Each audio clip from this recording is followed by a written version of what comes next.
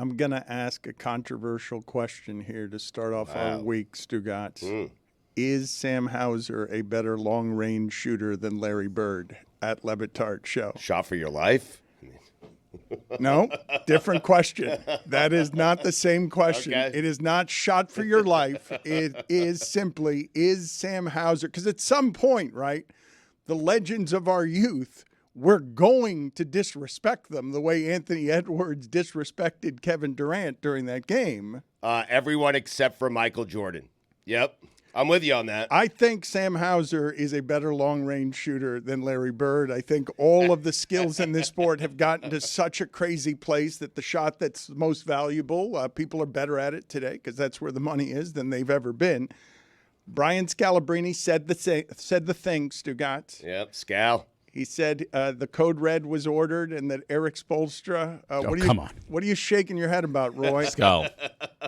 He'll be on with us later. He was scheduled to be on with us. Skull's going to be on with us later? Yes, but he was scheduled to be on with us before he said this. And now he's wandering around telling everybody that Spo ordered the code red. Somebody's going to have to make that Celtics Heat series interesting because it feels, after game one, it feels both in hockey and in basketball like the organizational shifts that have been necessary in these rivalries, that Boston has overtaken Miami organizationally and that the Florida Panthers have taken over the Tampa Bay Lightning organizationally. This part, though, is very, very important. Are you telling the audience, because it's a big distinction, that we had Scal booked before he said the thing? Yes. We're not booking him because he said the thing. That is correct. Okay. I am saying we are not adding flames to this fire on purpose. All right. Izzy Gutierrez is here with us. The playoffs in hockey and basketball have me feeling today the sports slothy I feel on Monday only after football. But how? Nothing started yet. Yep. Good point. There have been no upsets. No road teams won. The playoffs haven't technically started yet. Put it on the poll, Juju, at lebatard Show. Have the basketball and hockey playoffs actually started yet? Yes or no? Because in basketball, the games weren't even interesting. No, just the one that I fell asleep on at the end. I have no idea how that game ended. I saw the score. I was like, OKC Pelicans, that's the one game. But the rest of them were bad. By the way, it's not a code red because if you take out Jason Tatum, the Celtics are still sweeping the Heat. So slow down, Scalabrine. Slow down. The Celtics, Stugotz, at one point during that game, I didn't see the final numbers, but 66% of their shots were threes. They never lose when they shoot that way. They often shoot that way because they are completely overwhelming offensively. One of the reasons this series doesn't bode well for Miami is because Miami is not as good at offense as Boston is at defense and is not as good at defense as Boston is at offense. Well, I don't know if you guys want me to do this because Mike's not here. And, when Mike sort of speaks about his current fandom or lack of fandom when it comes to the Miami Heat, I feel like people are sort of rolling their eyes. Yeah. But I feel like watching this Boston series, just the first game, I kind of understand it now. I understand his position. I'm not fully backing him. I think if you're a fan, you got to stick with it. But I understand his position. When you look at Bam and Jimmy are effectively a duo that is, not a perfect fit, kind of like Tatum and Brown. A duo, not exactly a perfect fit. They've tried to add the pieces around him. They've tried a Kyrie Irving, a Kemba Walker, this guy, and now Kristaps Porzingis. And now, in that time, they've also added a Derek White. They've added a Drew Holiday. Now that imperfect duo looks like they're on an all-timer type of team. That's all Mike was asking. We've got Jimmy. You've got Bam. Put the right pieces so where 5 years down the road, you have this unstoppable team. He was looking for his, Jason Tatum was looking for his Pau Gasol. He got it in Kristaps Porzingis. Jimmy and Bam still are looking for their Pau Gasol. Give it another year.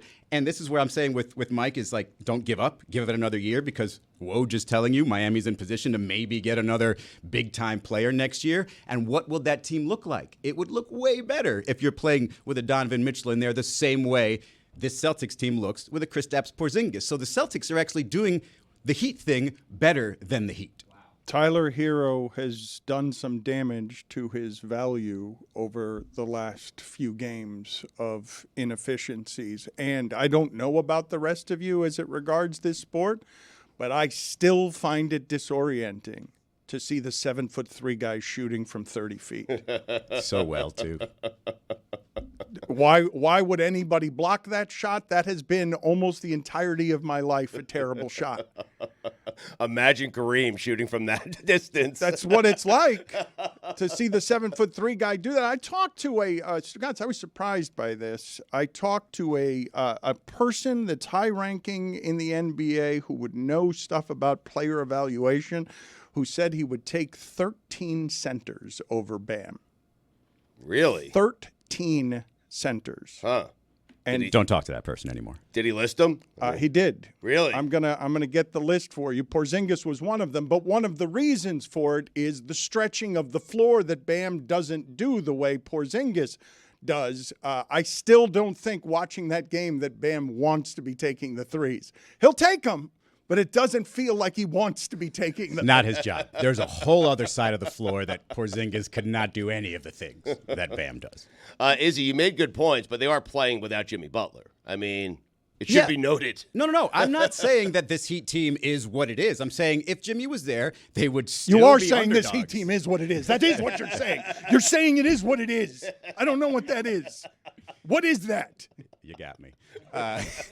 I'm saying the pieces around them have not gotten good enough over the years. We're still, we have enough. No, it needs to be overwhelming. It used to be back in the day with the Heat Big Three. That was overwhelming talent. What are you going to do with that? Now the talent's more spread out. There's duos all over the league. It's whelming, you're saying. It's whelming talent. Yes. And this whelming talent here in Miami is just not enough to get people like Mike excited who have been on this train the entire time. Mike didn't even watch the Heat game. He was at Panthers. Roy, you're leaving early today because you've got a big Panthers interview, correct? Yes, we have an interview with Anton Lundell. Wow. Nice. How did you feel watching a game in which My Pillow guy? No, that's a different Lundell. That's Lindell, actually. That's your first contribution, letting anyone know you're here today, Billy? Just asking in a case good there's one. confusion. Yeah. How did it feel watching a Lightning playoff game and I didn't see Kucherov? Didn't feel him, didn't have any idea where he was? It felt good. I mean, the Panthers really threw the Lightning off their game plan for the first 15 minutes of the game, and it really felt good. It was a good grind in that game. The first shot for Tampa in the game happened like 7 minutes left in the first period. So But really those played next that game. 3 minutes. Okay, all right. They took advantage of the one defensive lapse that the Panthers had on the third opportunity off the faceoff play they had. That's when they scored. That's when Brandon Hagel scored. But outside of that, it was all Panthers. That whole second period, you weren't nervous even for a second? No, because the Panthers played very good defense in this game, and it was really good. And it was a very physical game. It wasn't the type of, bulldozing, bowl you over type checking. It was like enough checking to get you off of the puck and take the puck away. PK Subban said that he wanted more hatred. That was his analysis. It's just the first game of It's a long seven-game road to Lord series. Stanley, Dan. You don't want to. Roy, I'm going to call BS on you, by the way, because I do think 1-1 headed to the third. You were nervous just because of the opponent. I do. No. Yeah. No. They really threw the Lightning off their game. They really did. 109 hits in that game. Everybody got a hit. I've never seen that before. The entire team, both teams, each player got a hit except for the goaltender. Why is Subban out here saying that he wants more hatred? He does. I mean, he wants hockey to work in Florida, and that's apparently We what's gonna take. don't need more hatred. There was no No, need. there's enough hatred between these two teams. I mean, regular season, past playoff appearances, there's enough hatred there, and it will build up. We need more. Mark Okay. Messier's analysis is that the third goal was going to win that game because of what Roy's talking about. The neutral zone was entirely controlled by the Panthers. Oh, yeah, all the entries that the Lightning had in this game, they pretty much clogged them up. It was a sight to see. Do the rest of you feel the way that I do on this Monday, the way that you do after a college football Saturday and Sunday? Because I'm a little bit overwhelmed by the amount of sports that there were over the weekend, but it wasn't necessarily good or dramatic. You don't have anything that gave you an excitement, an enthusiasm, a surprise game one win, a road team winning a game one. A lot of blowouts. All these teams should join a conference. I don't like seeing blowouts in the playoffs. The rare, boring, exciting weekend. Nailed it.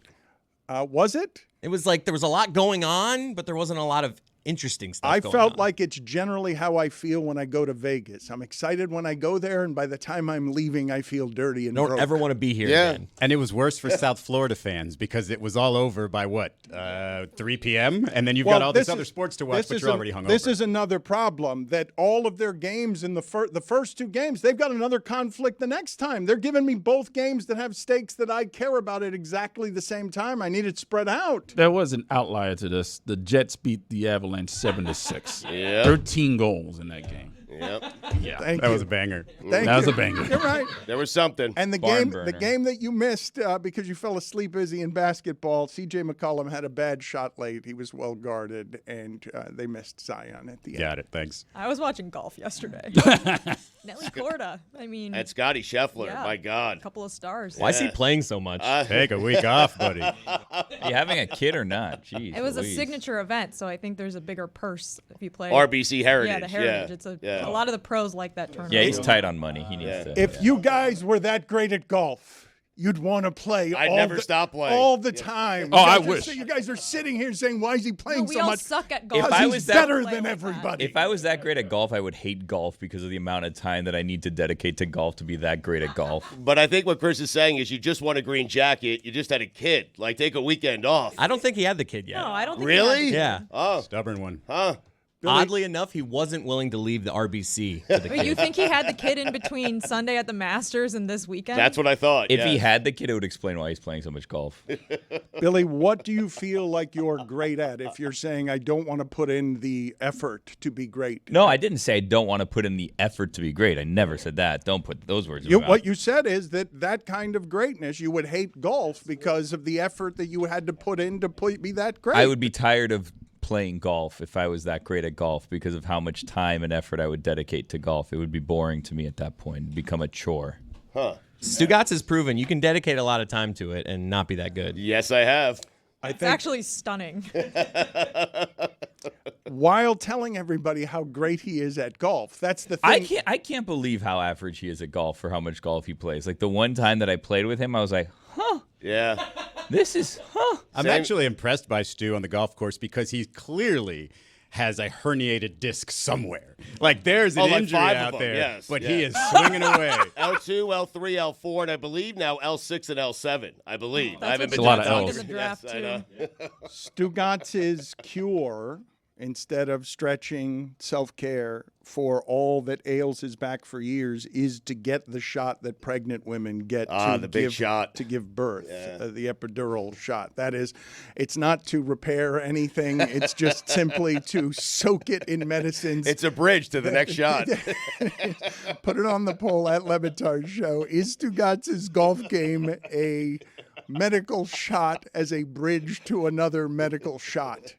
I have to make it a medical shot because the shots in golf is I got it. called shots. It's a good one, Dan. It's not a good one. I just have to make It's a whelming one, the then. tortured explanation. Roy, go sit outside. I mean, come on. It's a Go callback. Go sit. It's not that I didn't understand the 2 joke. minutes I for a understand. callback. Like, you're explaining jokes too, so. I know, but I was apologizing for explaining. Well, I the apologize joke. as well, so you- Well, you're penalized for saying it as well. Do the Heat fans all feel a little bad because of how excited they were to beat the Bulls in the play-in, and then what happened on Sunday just put them back into like, oh yeah, that's why we were in the play-in? Like, you feel weird, right? It's a weird weekend. It's hard to see how the Miami Heat are going to win a game in that series because Boston has gotten a good deal better. And if they're going to be healthy, never mind if they shoot like that. If they shoot like that, you have no chance. But, Stugatz, they often shoot like that. I told you Right. earlier this season, there was a game they had in which all 5 of their guys made 3 threes. It was the first time, 5 starters. It was the first time, I think it's happened 3 times ever, and they've done it twice this year. Their shooting is ridiculous. They had 3 guys with 4 threes in game 1 against the Heat. They had Porzingis. They had White, who's been great. He has been great. And they had your boy Hauser. I would push back that Heat fans were excited after beating the Bulls. We didn't have Jimmy. It was pretty Like, we won that game, but Other Jeremy people was. were speaking Jeremy was for happy. the Heat fan after that game. You had Chicago announcers saying Heat culture is a real thing. Spo was basically setting you up for the loss to the Celtics when he said you have to earn your playoff appearance. It's not something that can be given to you, and I don't take for granted making the playoffs. So just telling you, hey, we're still relevant in a sense. My question for you on the Celtics is, do you like watching them play?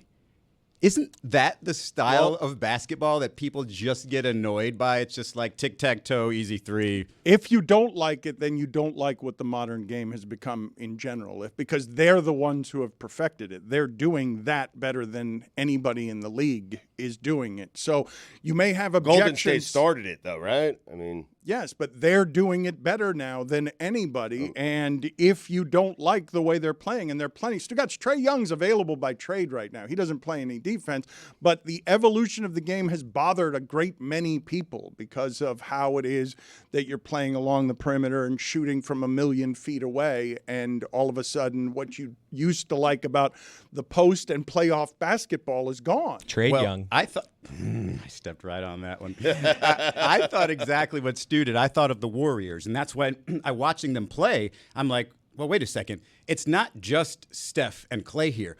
All these guys can hit this three, and they're going to hit it at a ridiculous clip. And 4 out of 7, not 1 out of 7 games, 4 out of 7 games, they're probably going to shoot it like that. And what are you going to do about it? And so I think that where, you know, the real basketball fans want to see Jaylen Brown cross you over and dunk. They just want to see him get into the lane, 3 more passes, that's a wide open 3. I'm not saying it's boring. I love basketball. I just think that this is where the fans say who it's boring. don't love basketball don't love watching this. And Jason Tatum having a triple-double, but I don't even remember a play outside of him getting clipped. I'd go another route on this. I would say that I would have preferred the Heat lose against the Bulls so I didn't have to watch what I'm about to watch. But imagine the Bulls playing the Celtics. If you thought Sunday was bad, but with the Dan's Heat saying in he'd there. rather watch that. I mean, you just wouldn't watch it. No, I just wouldn't want to watch it. That's right. You've got it right. But Atlanta, I would have liked seeing Atlanta against the Celtics just because they played them tough a couple times this season. Kobe White had a night on the beach, huh? I mean, Trade Young. Kobe White was not very good down here, but that game feels like it was a million years ago.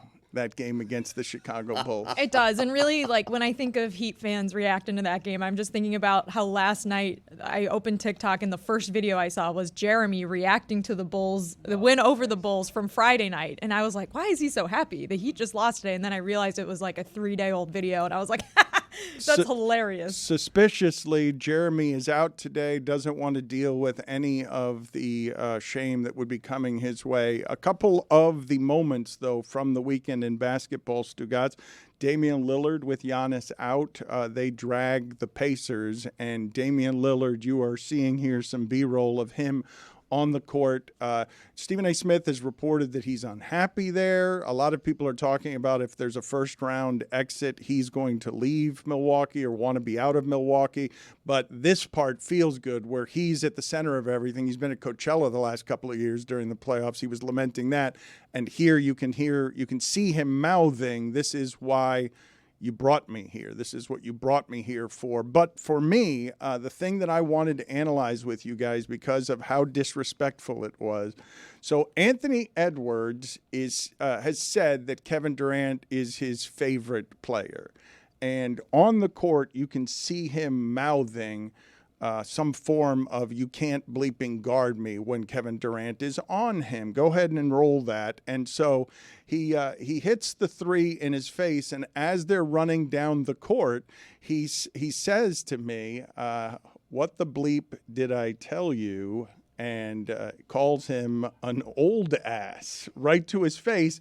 And the camera angle, unfortunately, shows Kevin Durant's bald spot as he's calling him an old ass. think the cameraman went for that? I mean, I don't think so. I do to miss it. I do think it's wildly disrespectful, and I'm confused by it because I know that insults can be a language of intimacy among men, But when you respect someone enough to call them your favorite player of all time, how does Kevin Durant feel running up the court and nodding, yeah, I'm old? You're undercutting yourself at the knees when you're like, oh, I just busted your ass. Oh, but you're old, so I shouldn't really give myself that much credit for it. Which is it?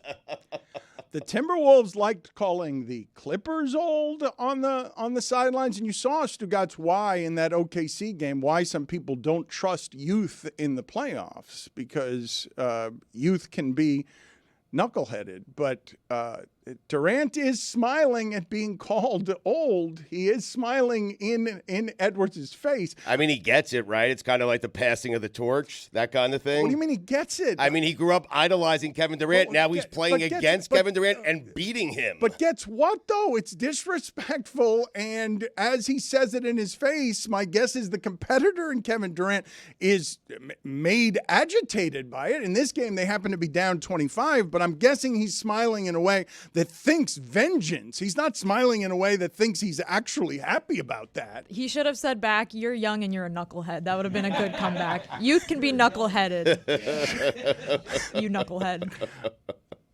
You tell me how it is that Kevin Durant, you imagine that he's receiving being told that he's old in a game that he's down 25. Because Allen Iverson, when he crossed over Michael Jordan famously at the top of the key, kept it polite. He didn't say anything. Well, Jordan wasn't old yet. Well, this is what Kevin Durant is about. Like Kevin Durant, he's almost the prototype real hooper, is he not? And so the real hoopers, you can take the smack talk, especially when it comes with this level of, I know it sounds asinine, respect from Anthony Edwards, because he's not doing this to anybody else. He says out loud, he's my favorite player ever. Me personally, I would treat my favorite player ever quite differently if I met him or played it against him. But yeah, this is how he treats him, and Katie's all about it. I'm trying to like envision a scenario. What's he doing in this scenario, being respectful down the court? Like, what does the opposite of that look like? Like guiding down the court? Like, here you go, come, guys. Can I guide you down? Sorry, the I'm court, doing man. this to you, Kevin. Just Across silence. the street, just fine. Just silence. Silence would be more respectful. Let your play speak. It's just I'm more respectful than calling him an old ass. It's more respectful than what Chris calls his dad. Yeah. To say it right in his face when the league is indeed sort of at the point where you expect it to be taken from Kevin Durant. Well, they were probably going back and forth all game, right? And we just have one isolated clip. I'm sure Kevin Durant talked crap to him. Oh, but I'm too, talking throughout about the game. specifics of the insult is what I'm like the place Well, he where didn't seem to care. He the was just play kinda where it laughing lands, and maybe he doesn't care, but I would care about that. Is what You I'm would care if somebody called you old. If I'm It's not an opinion, it's a fact. If I'm in the position that Durant's in, when how often's he been a 6 seed? Like where you see it slipping away, where you see you have to play on their court and you're down 25, and the Beal Booker thing's not good enough this year. So this is a don't poke the bear situation for you. No, I'm saying poke the bear. The bear's old. Like I'm saying, fine. Well, that's what Edwards is saying. It's no It's an problem. old-ass bear. But what I'm asking you guys is, you guys are saying Kevin Durant is indeed smiling and meaning it, and I'm like, I don't think so. I'm saying that one hurts in the places you don't talk about at cocktail I think parties. game one. I think game one. This is like it's a long series, Rook. Like he's like, okay, see if you're laughing when it's over. Kevin Durant's 35. Sports are insane. He's the age of Nicholas Batum. So it hurts He's old. in the anus?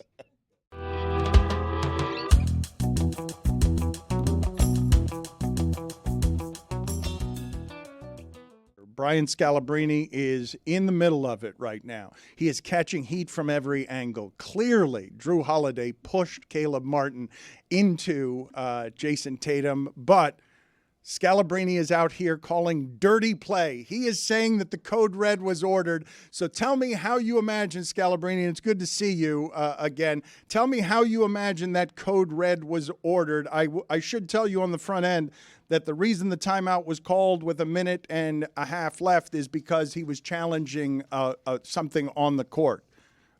It was not, I don't believe, to tell somebody to injure Jason Tatum. No, you guys got to understand the code red in the NBA is not we're going to go out there and injure your best player. It's we're getting blown out. We're going to go out like this. This is a 7-game series. We got to make a stand. And I mean, listen, I don't have a problem with the play. Just like I thought the play was Bush League in the sense of He ran into it. He took advantage of it. He braced himself. He ran into Jason Tatum while he's in the air. Normally, that would happen with Tatum falling into the cameraman in the front row, but he got his legs taken out from underneath him. So I thought that was a Bush League play. But also remember, see, I'm not jaded by all this.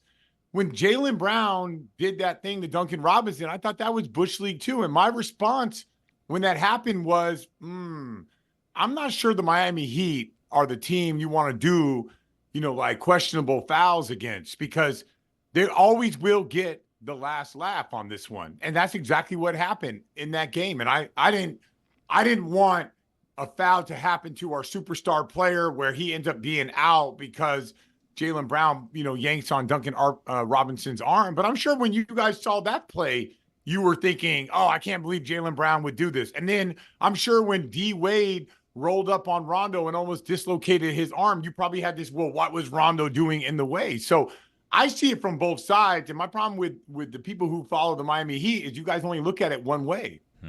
Well, Scal, let me ask you this, because if it's one thing is as you said, Caleb Martin was trying to be overly physical. Maybe, it's not really in his history. He doesn't really know how to do it and went a little over the top. But I think where people might have had an issue with what you said is the idea that Eric Spoelstra, who, many people believe is the best coach in the league and who has been through this before, would then order that at that point of the game. That, to me, sounds like a disrespectful element of your take there. And so I'm just wondering what it is like, what it sounds like, you touched on it there, when a coach does order the code red, let's say at the beginning of a playoff series like this. Okay, so let me ask you this question. They show the Jaylen Brown twist on Duncan Robinson's arm. Let's say the Miami Heat show that play 6-7 times in a row before the series. Okay. Is that planting a seed? Is that saying we're not going to let this team do this to us? Is that saying, look at what they did to us. This is what we got to do to them. Are you guys thinking that the Miami Heat went into the series and did not show that play to their players? I'm thinking that, yes, that play might have been shown. I don't think that they said retaliate in the same way. No, well, okay. And then do you think that during that timeout, or during any timeout, by the way, do you think that Eric Spoelstra says, come on, guys, we're down by 32. We're just going to lay down and get punked? We're not going to send a message? Now, I'm not saying he said, go run over Tatum and hurt him. I'm saying, come on, guys.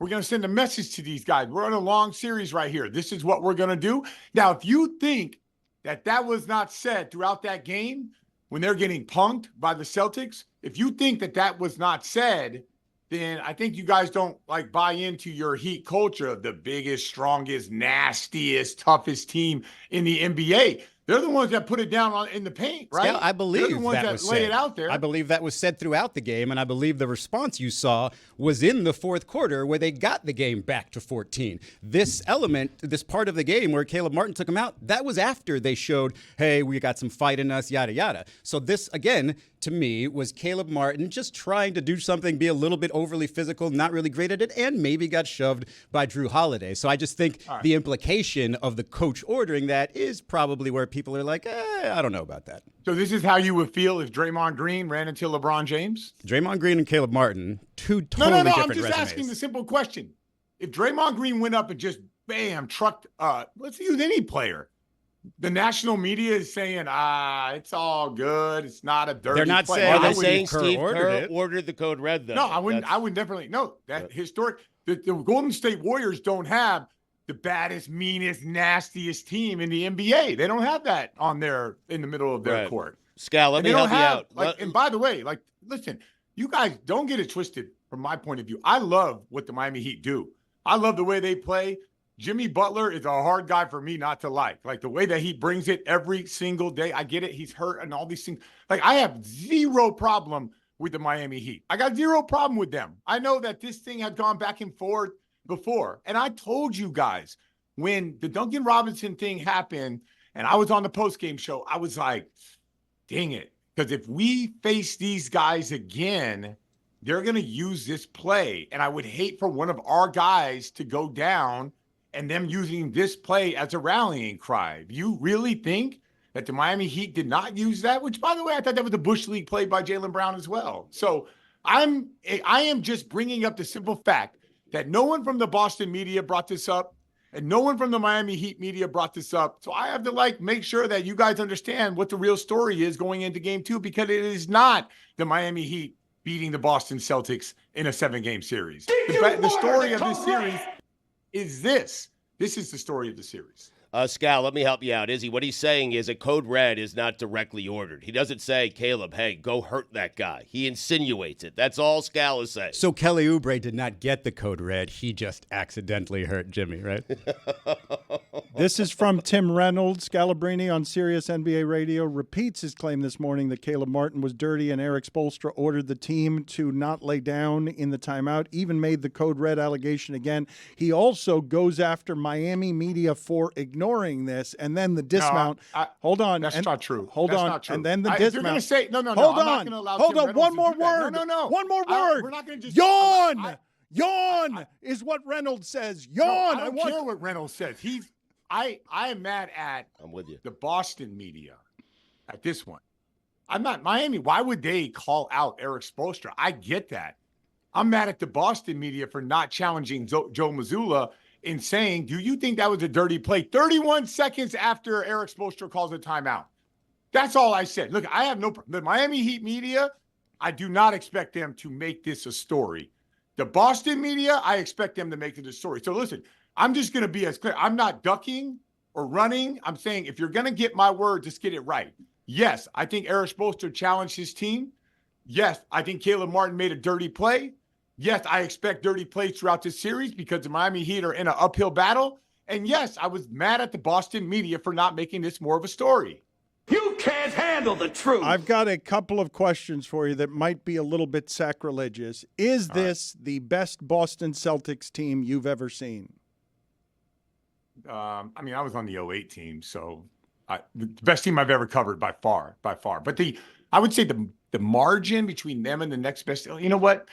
Like, I'm a big fan of the Denver Nuggets. I'm a big fan of Jokic. I just think, they're much better than people want. For whatever reason, people don't love Jokic and love the Denver Nuggets. That dude is nasty, man. He is tough to stop. So the margin between those two teams and the rest of the NBA is wide.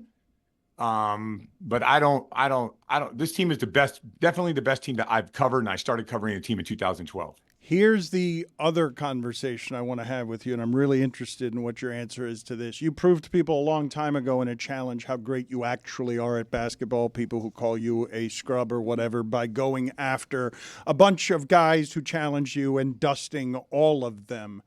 When I say the following, you agree or disagree? Sam Hauser is a better long-range shooter than Larry Bird. He'll never agree. He'll never agree, ever. Yes or no? Yeah, no, I agree with that. Different era. Yeah, that's easy. You said three-point shooter? I said long range. I said long-range shooter. No. Now, Larry Bird grows up in this era. I don't know the answer to that, but dude, Hauser's nasty from three. He grew up living on that line. Larry Bird grew up playing one-on-one, and they played in the paint. So you can't compare the two. Shot for your life, Scal. This is how we settle it, okay? It's not how we settle it. The guy has to you have to choose one of these two guys to hit a three-pointer, and if he misses, you're dead. All right? Oh, Larry Bird all day. Thank you. Case closed. Okay. You're living, Scal. Well, wait a minute. What do you 100%. What are you doing? It's a different game. It's a different game, for sure. though. For sure, I'm taking Larry. You want me to live or die? Come on, man. Sam Hauser. Sam really. Hauser. You know why? With your life on the line. I mean, Because I think Sam Hauser's such a good guy. He'd be he would go into it being I better not kill Scalabrine. Larry Bird would not give a you-know-what. Okay, so the reason that Larry Bird is someone you're trusting is because he doesn't care whether or not he ends your life. He just knows he's going to make the three-pointer. No, that's where you're wrong. That's where you're wrong. He doesn't care whether he ends my life, but he does care about winning basketball games there, and that means more than the pressure of someone dying. That's just the way Larry Bird was. That's how he rolled. Again, though, those are two different games because you just said flatly something I'm not sure people are willing to agree to because you're right, different eras. But once you start sacrilege against Larry Bird and Michael Jordan's era, I believe a lot of people won't go that way with you. And I'm saying, and you would say, that Hauser as an efficiency specialist is better period, than Larry Bird from distance. That's like saying, are people faster than Larry Bird? Yeah, some guys are faster. Larry Bird can shoot the ball. There's no doubt. I mean, this is not really a real conversation. It's not, you can't compare the eras because one guy probably shot threes his whole life from the time he was 10 years old, and the other guy probably didn't have a 3-point line when he started playing. So it's like, it's not actually fair to do the comparison. I'll decide what's fair and what's not fair around here. You came on here talking about code reds and dirty You invited plays. me on. You invited me on. It's not like I got nothing to do. I got a million things to do today. So you said, by the way, how funny is it? And people, they didn't invite me on after I said what I said. They invited me on before. That's amazing. You guys are amazing. You're kind of making it sound more like it's like a code yellow or maybe like a code dark orange. Or a bomb light blast, if Yellow. you will, yeah. But code red sounds better. You know, like how many people do you think know the reference of A Few Good Men? A lot or a little?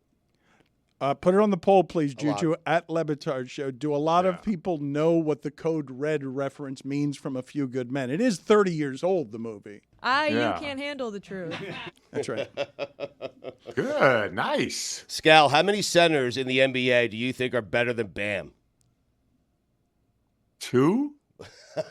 Thank you. I love you again, Scal. Stan Van Gundy said there's 13. That is not true. That is No not. way. That is not true. Some guy That is sanguine from the that is Rockets. not true. That is not No Stan way. Van Gundy. Dude, he like people listen, even though I'm a Celtic guy and all that, dude, like my key to the series is Bam Adebayo. I think the guy is ridiculous. And what people don't factor in is points created by Bam Adebayo. That's the problem with stats.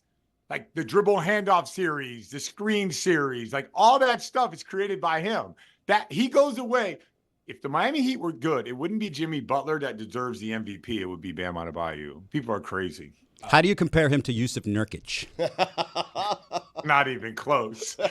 Not even close. Can you imagine if Bam was on the Suns? They would be a championship level team. Seriously. Can you tell me, when you say you were on the championship Celtics, as I recall, that Celtics team took more games to win the championship because of how often you went to 7 games and the changes in formats than any other team ever had to win a championship.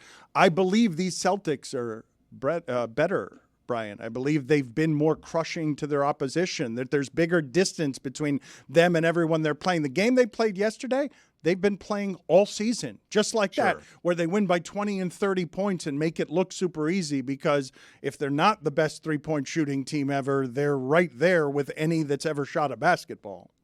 Yeah, so sometimes there's like adjustments to that, right? Like when the Warriors first started shooting the 3, like it took the league a while to catch up. You know, the Celtics are at a time right now where the teams have been searching for 5 guys to play all 5 out, 3-point shooting and defensive versatility. The Celtics just happen to have like a good group, like their draft assets, and they were able to land like a Porzingis and a Holiday to push to move the needle. So what I would say is, like, when you look at the margins, like the margin between them and the next team, they're a year ahead or 2 years ahead of everybody else, just like the Warriors were when they won that first championship. They were just lapping the field with their motion offense. So I do think this is like the first time we've ever seen a team like that. I think it becomes really difficult to guard. The difference between our team is we weren't very different than any other team. We walked the ball up. We executed just like most teams. Defensively, we were, arguably one of the better defensive teams in the history of the league, and that's what we hung our hat on. But also, when you go through those game 7s against Atlanta, like we got blitzed in transition, turnovers killed us. Like there wasn't enough offensive margin for us to sweep teams 4-4-4. So that's where, if you match us up, our physicality is very different. But let's be honest, like our boy Kendrick Perkins, come on, he's not playing in a series against this team. And he was like a catalyst for us defensively. So the game has changed a lot. Brian, good talking to you. Always good talking to you. Thank you, sir. I'm sorry, All right, Scal. I sounds good. love See you, ya. Scal. I listen to you and Frank every day. We're good. We're good. We're good. We're Don't good. apologize to him. Stand your ground. Don't apologize to him. We're good. I just want everybody to know, like, I'm a fan of everything the Heat do, but it's odd that everything gets swept under the rug. That's all I'm saying. He's That's the all. co-host with Frank Isola of the starting lineup The Iceman. weekdays on Sirius XM NBA radio. He's also the Celtics analyst on NBC Sports Boston. Clearly biased and compromised. Thank you, Scalabrine. See ya later.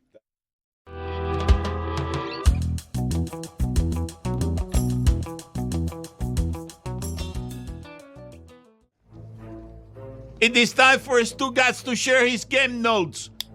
No one in the media will tell you what happened better than my boy Stu. Weekend observations brought to you by Miller Lite. Fighting through it, Chris. Great taste. Just 96 calories available for delivery. Dan, we wait for it every year. And knowing you the way I do, I think you'll agree it's a top 5 week on the sports calendar. A week where all the so-called experts will gather in Detroit to tell you everything they know about Joe Alt. Plug and play, great wingspan, a motor that never stops, Mel Kiper Jr., smoke screens, and Dan. Just like that. Make no mistake about it. Draft week is back. Motor City. Ish. Joe Alt is phenomenal, by the way. If you say so. Plug and play? Oh, yeah. Motor City is where they should hold something like this, given how often someone's going to say he's got a motor that doesn't stop. Dan, you know what time it is in Milwaukee? Dame time. Wow, you're on it for Monday. Pretty good. Dan, the Knickerbockers. You know what the H in Jason Hart stands for? Hustle. It stands for Hearts. It's Josh. Oh, Josh Hart. Called him Jason. I just started watching. That McBride kid is good. Mitchell Robinson, 4 blocks. The Blockness Monster. How do you get Josh Hart's name wrong on your team? Jason, Was it because Josh. Jason Bateman was at the game? I think so. Oh, well, this is annoying, right? The celebrities coming out here, Bateman looking like a werewolf, like the New York celebrities coming out here. This part I can do without. Sorry they had fans in the stands at their playoff game. While everyone argued whether or not the Knicks should or shouldn't get the number 2 seed, you know what Tom Thibodeau was doing? I do not. Getting his team ready to play. Tibbs. The home teams. Getting Maxey sick. Maxey's doubtful because he's sick. Embiid's hurt and It's Maxey's all happening, sick. Dan. Yes, it's happening. I mean, Jason Hart. The home teams went 14-0 this weekend in the NBA and the NHL. Hey, playoffs. We're waiting. Let's go. How about we start a series? Shea Gilgeous-Alexander. Do it against the Nuggets. SGA. He's not playing the Nuggets yet. Well, I mean, get there and then do it against them. Okay. I mean, eke out a victory against an 8 seed with no Zion Williamson. Stop singing in commercials. That makes me want to throw my TV out of the window. I like that commercial. Terrible.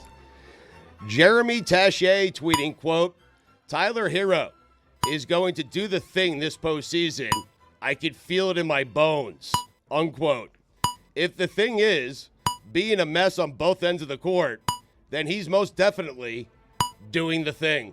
The praise is pouring in for Jeremy Taché. Somebody writes in, I'm a lifelong Heat fan, and Jeremy makes me hate being one. Someone else writes in, I've always hated the Heat, and Jeremy makes me feel proud of that fact. The golfer that always has to play one last hole, even if it means putting his headlights on his golf cart on so he can see the ball. Do me a favor. Get a life and call it a day. Go home. Aren't you that guy? Yes.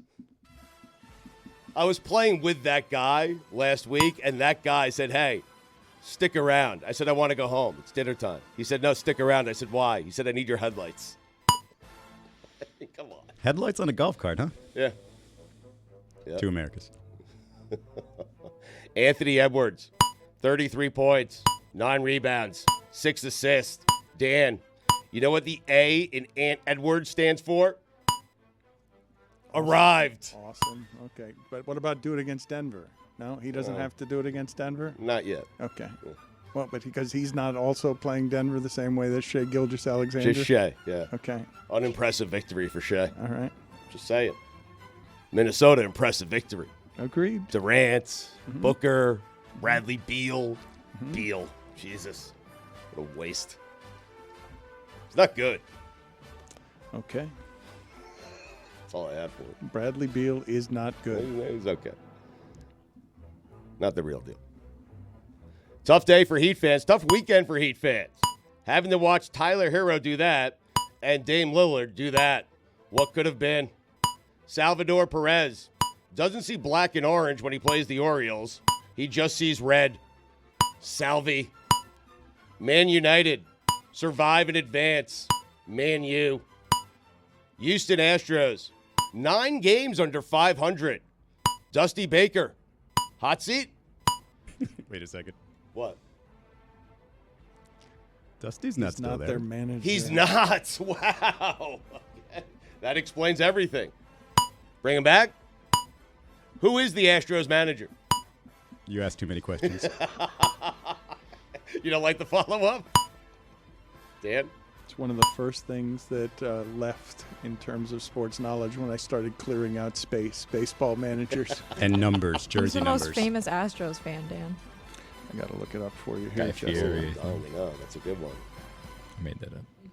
DeAndre Jordan is a Nugget. The most famous Astros fan is Travis Scott. Astro World. Congratulations to Father Time for getting its first victory over LeBron James in the fourth quarter against Denver. First victory. The Bruins have beat the Maple Leafs all 5 times they played them this year. You, of course, know what the Bruins have, right, Dan? Their number? Yep, the Leafs numbers. They do. Proud of you, man. There's nothing like Madison Square Garden in the playoffs. The Mecca. Shohei Ohtani now having the most home runs by any Japanese-born player in the Major League Baseball history, passing Hideki Matsui, Godzilla. I only put that in there to say Godzilla. To my Jewish friends, Tariq Cohen, Anthony Schwartz, and of course, A.J. Dillon, I wish you a happy Passover, Pesach, the Festival of Lights, Quadzilla. If you're wondering if Jackson Holiday has done it in the majors yet, he hasn't. 1 for 30. Overrated. The guy who takes his shoes off on the airplane. Just go yourself. It's not your house. It's not my house. It's not your house. It's not anyone's house. Keep your shoes on. I'm cramping. I'm laughing too hard. Slow down, Stu. Sorry. Matthew Tkachuk with a goal and an assist. A little bit of this, a little bit of that. Classic Chucky.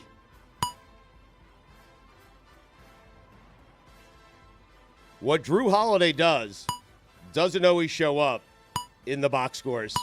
Top 5 NBA players who what they do doesn't always show up in the box score. You certainly aren't going to pick 5 current players. You're going to take 5 players for all time, right? Yes. Number 5, Eric Snow. I mean, nothing showed up in his box score but wins. Not really. They went to the finals with Eric Snow. That's right. He's not wrong. He played a whole lot of other years where they didn't make it to the finals. That's a good point. Patrick Beverly. Pat Bev. Thank you. That was number 4. Number 3, George Hill.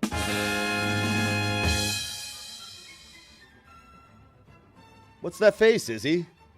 I mean, it's a good list so far. All right. Is anybody still playing? Number 2, Shane Battier. That's the one I knew was going to be on the list, Dan. You knew that one was going to be on there. And number 1, Bobby Portis. That man shows up all over the box score. What are you talking Yeah, about? but sometimes he doesn't. Touche. Thank you. Here come the Phillies. Mookie Betts being in the top 5 of the National League for average, hits, and RBIs. The M in Mookie Betts stands for MVP. He's so good. They're so good. They're 13-11. They should be ashamed of themselves. A team that is that good, where Betts might be their second or third best player, even though he's going to win the MVP, they should be better. 13-11. Braves lineup is still better than theirs. The Dallas Mavericks missed 18 of 20 shots in the second quarter. You know what they say, right, Dano? You miss 100% of the shots you don't take. And apparently, 90% of the shots you do take.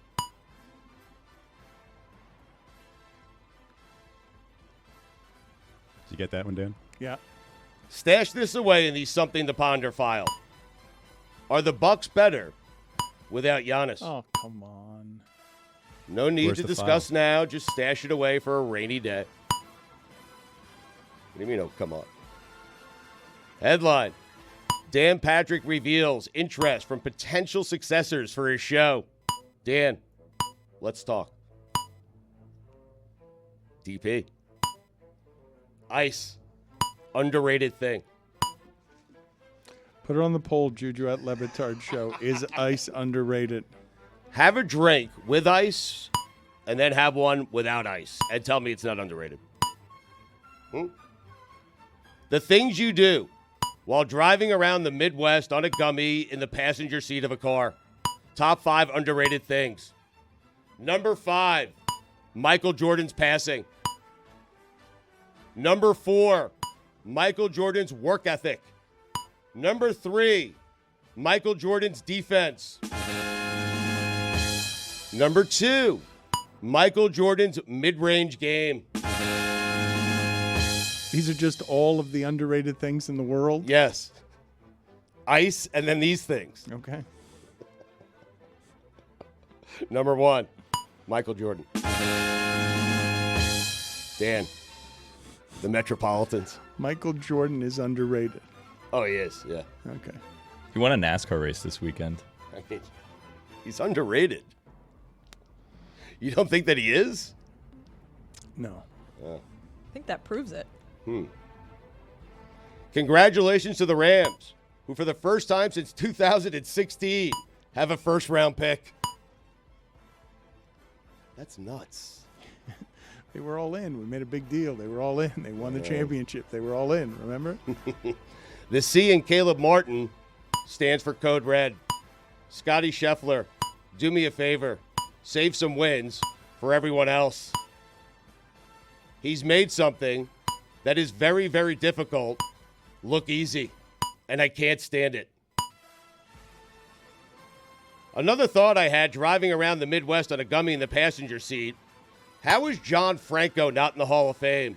Most saves by a lefty in Major League Baseball history, 4-time All-Star, a sub-3 ERA. I will not rest until John Franco is in the Baseball Hall of Fame. And by not resting, I mean talking about it today and forgetting about it tomorrow.